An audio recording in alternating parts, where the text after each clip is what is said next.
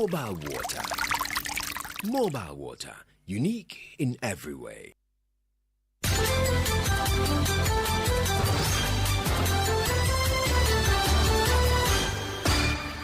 It's 87 days to the 2024 presidential and parliamentary elections. Good afternoon and welcome to the Midday News.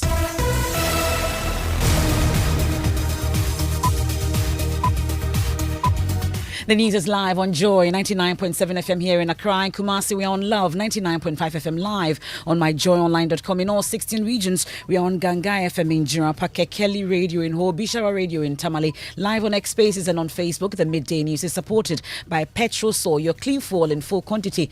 That's a Petrol Sol Platinum Energy, energizing dreams. This afternoon, ban illegal mining now. The clarion call from the Media Coalition Against Illegal Mining, Christian Council, Catholic Bishops Conference and Ghana Journalists Association as they unite in urging the president to declare a total ban on galamsey. We wish to state that Ghanaians can no longer tolerate the lip service of government of whatever color in the fight against galamsey. We call for action not tomorrow but now, and right from this.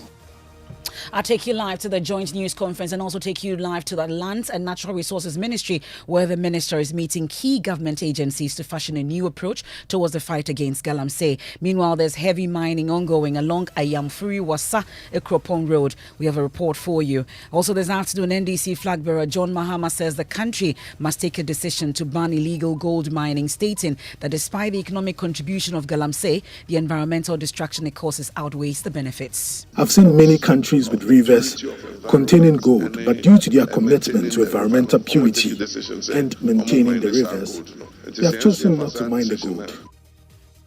Electoral Commission concludes its internal investigations over claims made by the NDC on the voters' register and declares they have found no illegal vote transfer except in Pushiga, which they've resolved. We tasked our team to go through all the transfers effected, find out if such a situation occurred. And this is across the country? Across the country. We have not found any. And you didn't find any other legal transfer? We did not find any other legal transfer. We have details as the NDC doubles down on its demand for a forensic audit. We have sports. Ghana Football Association begins the search for alternative venue abroad as CAF officially withdraws approval for the Baba Yara Sports Stadium. And much later, we have our climate focus series. We head to Tamale, where a growing shift from motorbikes to cars is raising concerns about carbon emissions. Stay for that and more here on the Midday News. I am Emefa Apawu.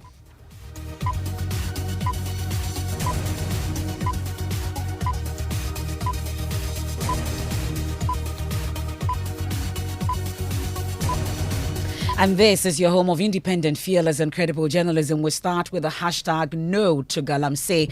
Ban illegal mining now. That's the clarion call from the Media Coalition Against Illegal Mining, the Christian Council, Catholic Bishops Conference and the Ghana Journalists Association. We have Labour also joining in, and they are united in urging the president to declare a total ban on galamsey. The group are holding a joint news conference now to drum home the need for that particular demand. President of the Ghana Catholic Bishops Conference, Most Reverend Matthew Kwesi Jemfi, says the galamsey menace is due to the wickedness and greed of those involved. The use of harmful chemicals such as mercury in illegal mining poses significant health risks, particularly for miners themselves and surrounding communities.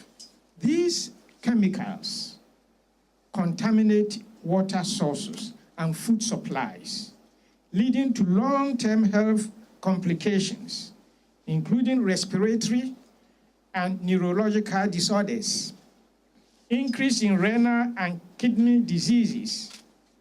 And you go to our hospitals and you see how many people are on dialysis suddenly and within this short period of time.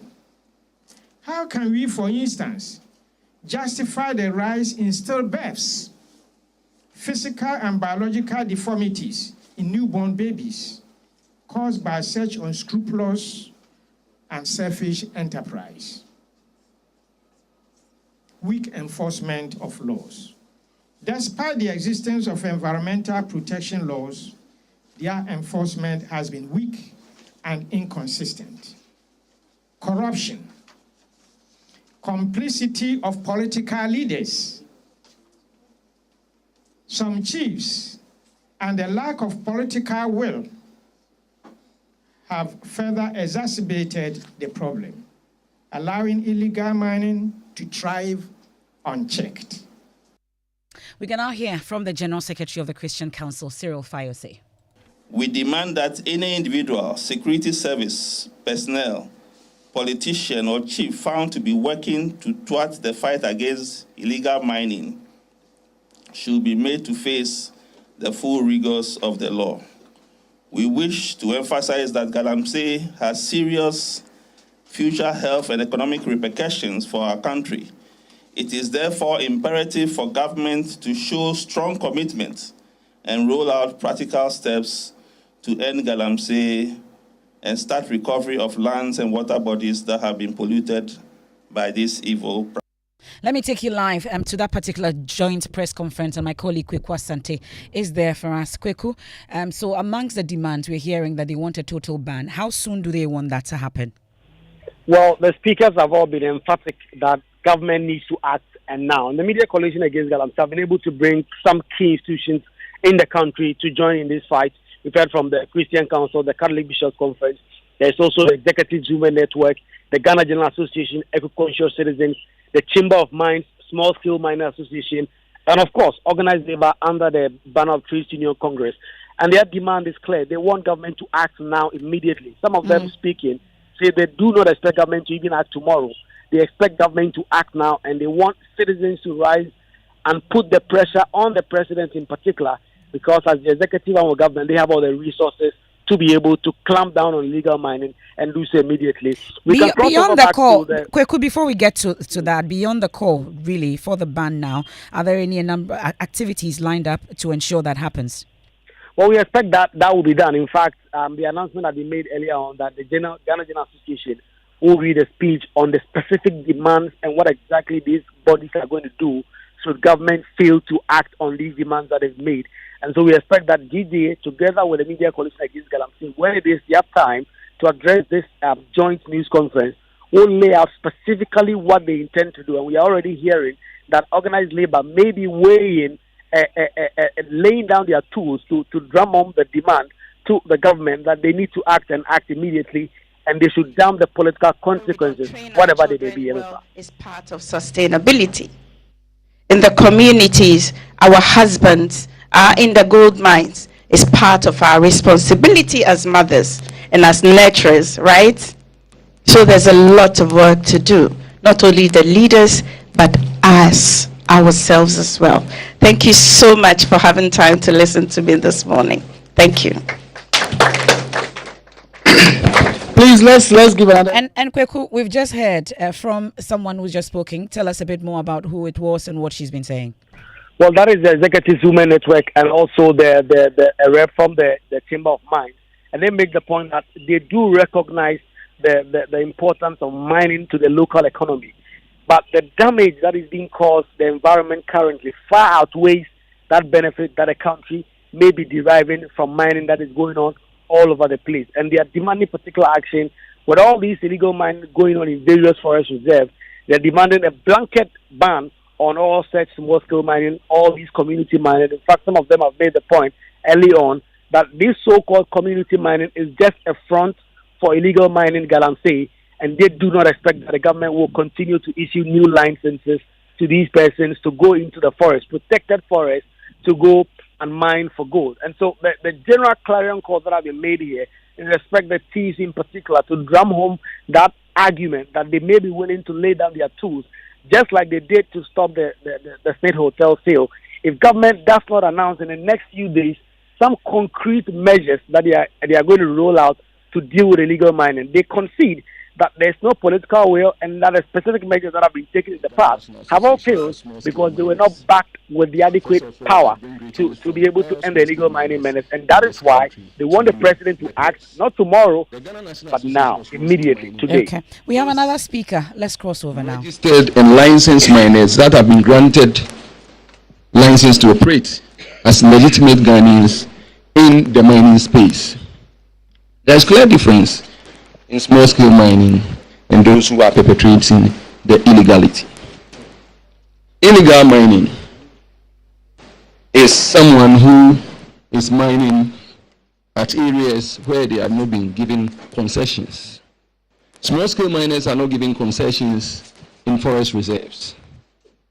Anyone you see in the forest reserve mining without permit or with permit by prospecting and maybe box sampling, they are all perpetrating illegality.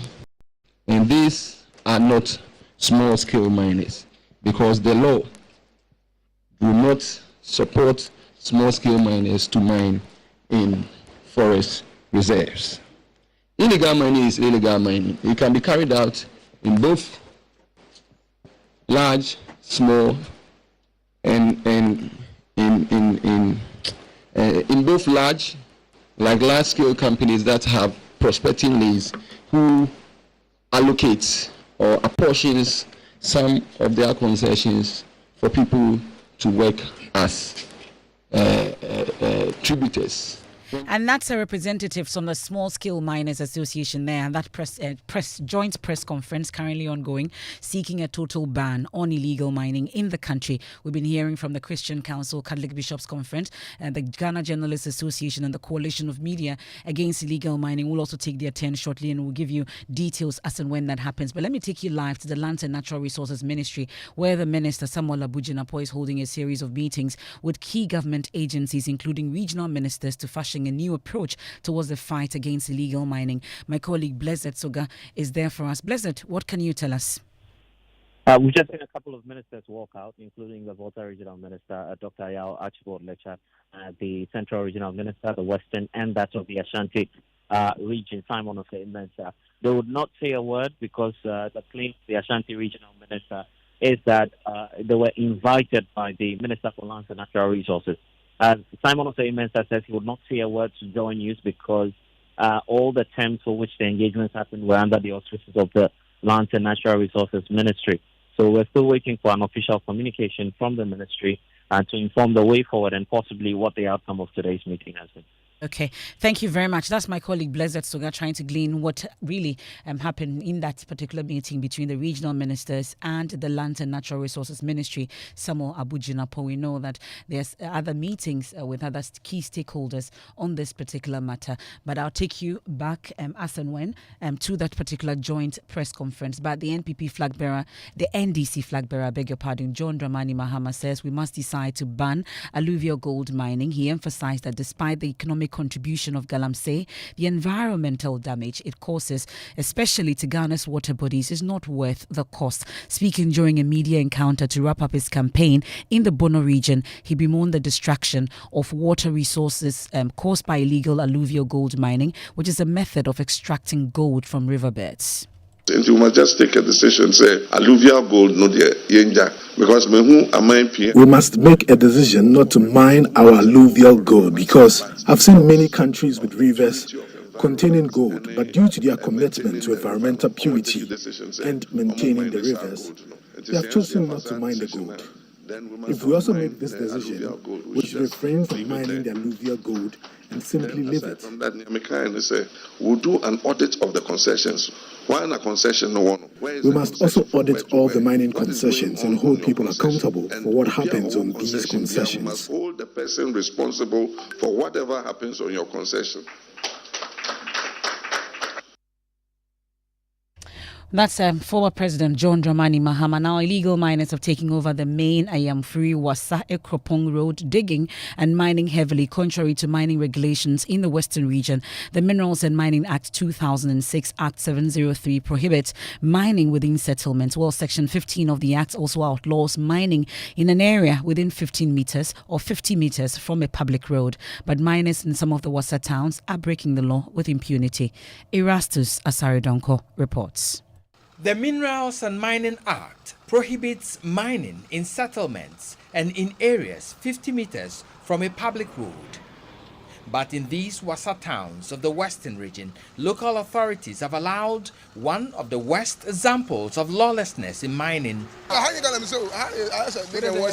This is not galamsey. This is just some dig and wash.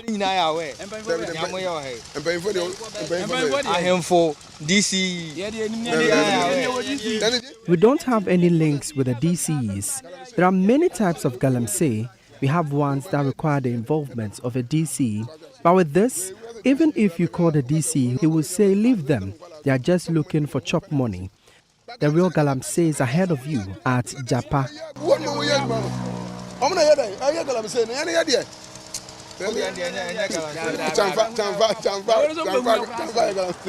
Huge pits active with excavators and other mining equipment have taken over the main Dunkwao Ayamfree Road.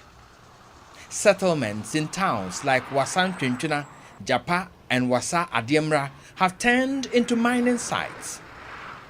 At Wasa Dadieso and Japa, we noticed a free-for-all unhinged galamsey endorsed by local authorities. Huge pits and artisanal washing bays line up the Ayamfree Akropong Road, actively processing gold. The poisonous residue from their illegal activity flows into the environment, into settlements, and by the public road. Some illegal miners who were seen mining by the main road at Wasa Ntwentwena justified their actions. Mind your business as you are working. Has anybody stopped you? Why should we stop? This is what we do, and we don't have anything to do with the government. Should we pull guns to go on robbery for money? We work hard for our daily bread. We don't want to steal. We don't have any other option. Reporting for Joy News, Erastus Asaredonko, Kumasi.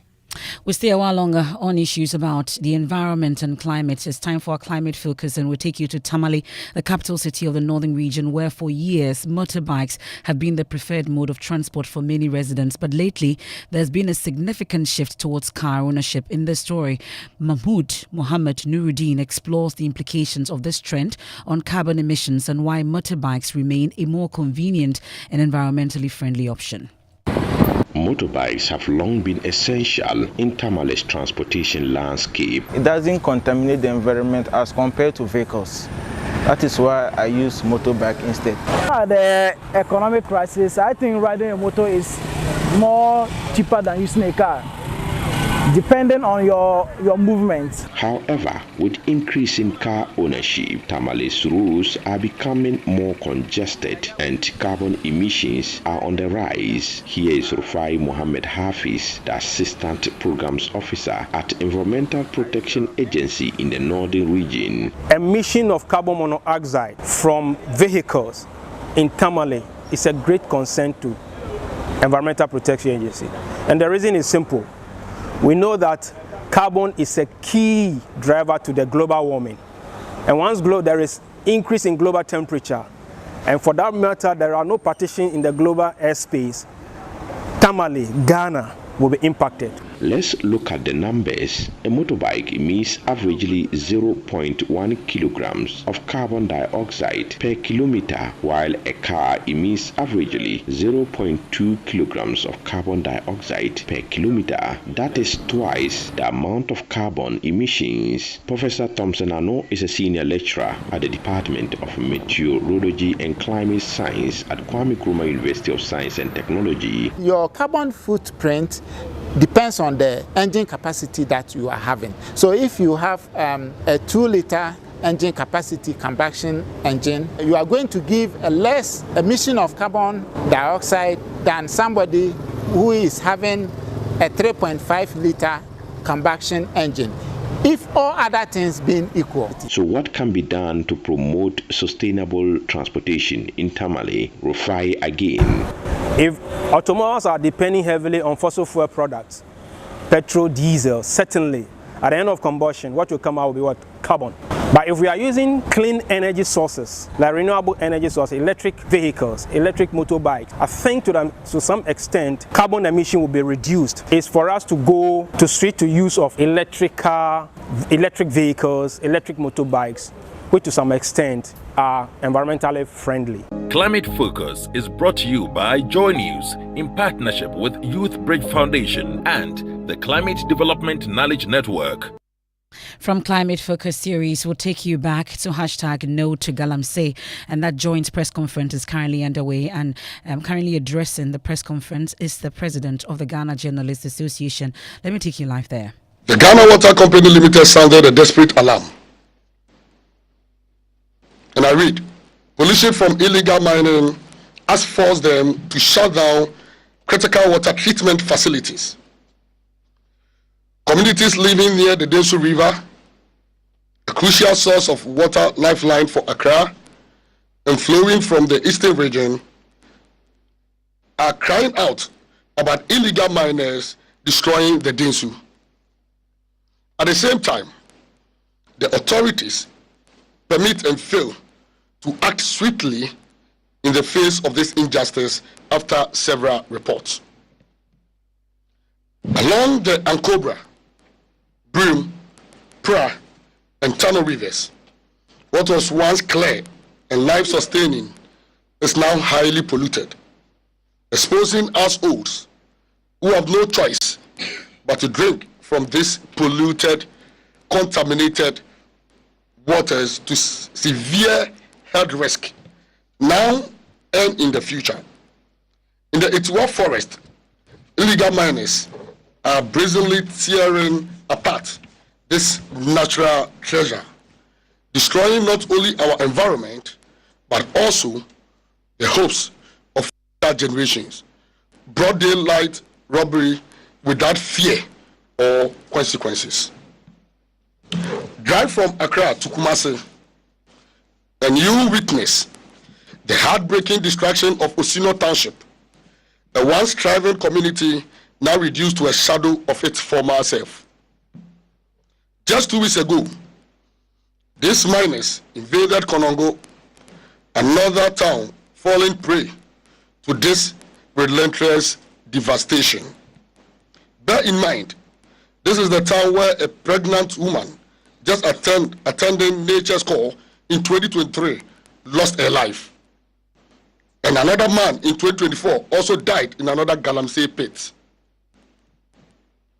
The less said about the development in Asenkrigwa, the better. Critical roads and transport infrastructure at Enyim, Enchi, and parts of the western region are under threat of collapse. And that's the GJA president there, Albert Jumfor, there, giving an outline of what has happened so far. We are hoping to hear what exactly the GJA is also hoping should be done about the situation. Already, the Christian Council, Catholic Bishops Conference, the Media Coalition Against Illegal Mining, all asking for an immediate ban on illegal mining. This is the Midday News here on Joy 99.7 FM here in Accra. In Kumasi, we're on Love 99.5 FM, also on myjoyonline.com. Live on X Spaces on Facebook, made possible by Petrosol Platinum Energy, energizing dreams. So return from the break, we have sports, and we're just learning that the Ghana Police Service has given the all clear for the NDC to go on that demonstration on the 17th of September, asking for a forensic audit of the voters register by the Electoral Commission. We also get to hear from the EC, which says they've done investigations, and of course there are no issues with the voters register. We tasked our team to go through all the transfers effected, find out if such a situation occurred. And this is across the country? Across the country. We have not found any. And you didn't find any other legal transfer? We did not find any. No, we did not find any other legal transfer.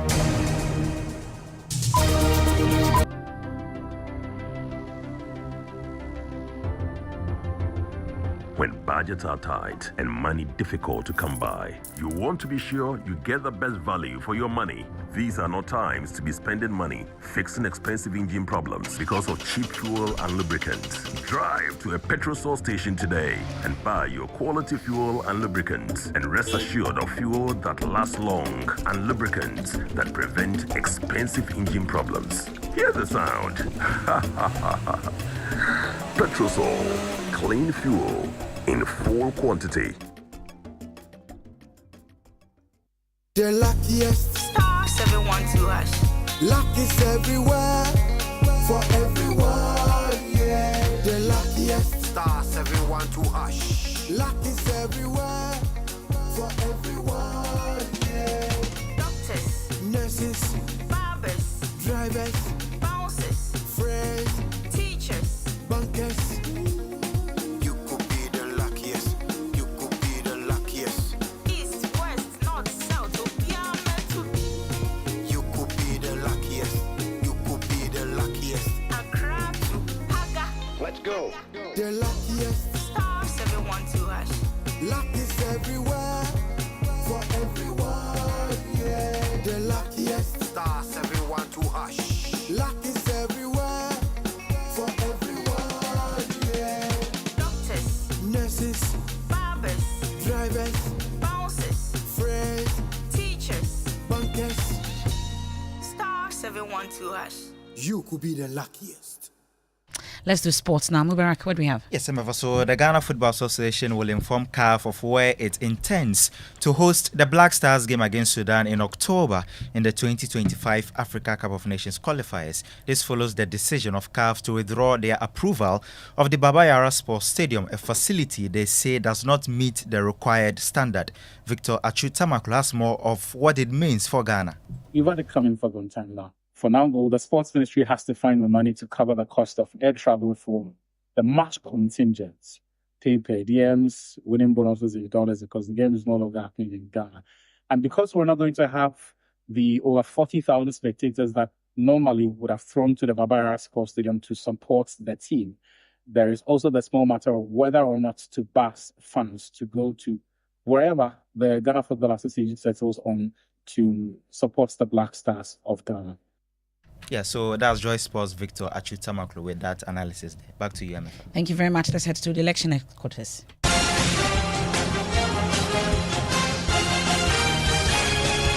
Election Headquarters is brought to you by Petrosol Platinum Energy, energizing dreams, the Chartered Institute of Management Accountants (CIMA) and the American Institute of Certified Public Accountants (AICPA), together as the Association of International Certified Professional Accountants, German Ozone Medical Center, Alternative Therapy, Dental, Wellness and Beauty, Chopbox Technologies, a convenient service, and Youth Bridge Foundation, bridging the gap for positive youth development. And this afternoon, the Electoral Commission says it has concluded its internal investigations into NDC's allegations of illegal vote transfer and has concluded there's no merit in the claims of the opposition party. Well, the NDC has been demanding a forensic audit of the voters' register, and they've mentioned that they are going on a nationwide protest on the 17th of September. We're hearing that the police are just giving the all clear for that to happen. James Aveji is live at the Electoral Commission headquarters, where 5 more candidates are expected to file nominations at the Electoral Commission today. Before we get into the nominations, James, there've been that announcement that indeed all clear, the green light is on for the NDC to demonstrate on Tuesday. Yes, Emefa. So that is from the General Secretary of the party, Fifi Fiavikwete, who just left the EC headquarters a while ago. He came here with the Accra Regional Police Command. He said they've come to make an inspection and agree on the modalities of their a protest that will be coming on Tuesday, where they will be setting up to engage party supporters as well as the media when they come to the EC headquarters. And so they themselves, together with the police, have come to do the inspection, and all is set as far as the police is concerned for the Tuesday activity. Okay, and then in terms of nominations? In terms of the nominations, we are expecting 5 aspirants to file their nominations. None have been able to file yet, but we're still looking forward to Alan Kojo Chiramating, Kofi Kranting, Alhaji Frimpong of the NDP, Sessin Tim Ejako, as well as Citizen Atudadzi of the GCPP. The Electoral Commission, in some few minutes, would also be addressing the media on their response officially to that NDC protest that is coming up on Tuesday. Okay, but ahead of that, a press conference we've been hearing from the Director of Electoral Services at the EC, Benjamin Banobio. NDC is a political party, and a political party, it is one of our critical stakeholders. As a party, they have the right to demonstrate, but it must be done according to law. If you have issues and you want to present to our office, we have no problem. We will accept them, but we want to encourage them to ensure that civility prevails so that it doesn't turn out into something. All that they are looking for, as they claim, is for a credible voters' roll. And as I indicated, the Electoral Commission is for that. So if they have issues, why don't we judge up? Why don't we team up and ensure that the legislating is done? Will you open? That is my worry. Will you open your offices on Tuesday? It's a working day, and so we will open our offices. As I indicated, I know that NDC leadership will control their people and ensure civility. And we've been hearing from the NPP, which says it is much ado about nothing. And let's quickly fact check some claims that has been made over the period. And Raymond Nakwa joins me in studio. We are focusing on some recent claims on Ghana's performance indicators by the Vice President. Raymond, what exactly did Dr. Bawumia say and what's the verdict? Now, let's start with specifically. Dr. Bawumia claimed that there is not a single area that this government has not performed better than the previous one. In fact, they claim that this government has performed better than the previous one in all areas is false. Now, it would have been true if Dr. Bawumia had just said his government had done better in some of the areas like commercial bank lending rate and the current account balance than the previous government. Okay. Because the records actually reflect that the NDC has done better in GDP growth rate and inflation compared to the NPP. Thank you very much, Raymond Akwa, with fact checking. Out of time on that. And MNJ, briefly, what are we talking about Stop on social Galamsey media? now is trending. A lot of people are talking about Galamsey on social media. Also trending is Donald Trump. So yesterday we had a first debate between Kamala Harris and then Donald Trump. And then, he made some claim that in Springfield, some immigrants are eating pets. See, everything Donald Trump says, I take it with a pinch of salt. In fact, with a barrel of salt. But this, where we come from, cats and dogs. Get away. In Springfield, they're eating the dogs, the people that came in. They're eating the cats. They're eating the pets of the people that live there. And this is what's happening in our country. Again, the Springfield city manager says there's no evidence of that. Vice President Harris, I'll let you. You talk about extreme. Coming from someone who has been prosecuted for national security crimes, economic crimes, election interference, has been found liable for sexual assault, and his next big court appearance is in November at his own criminal sentencing. I think some tribes in this country must speak up for Ghana Donald people Trump. are saying, give Donald Trump a medal for saying this. Let's get out of here. That's it for the Midday News here on Joy 99.7 FM. There's more when you log on to myjoyonline.com. I am Emefa Apawu. Have a good afternoon.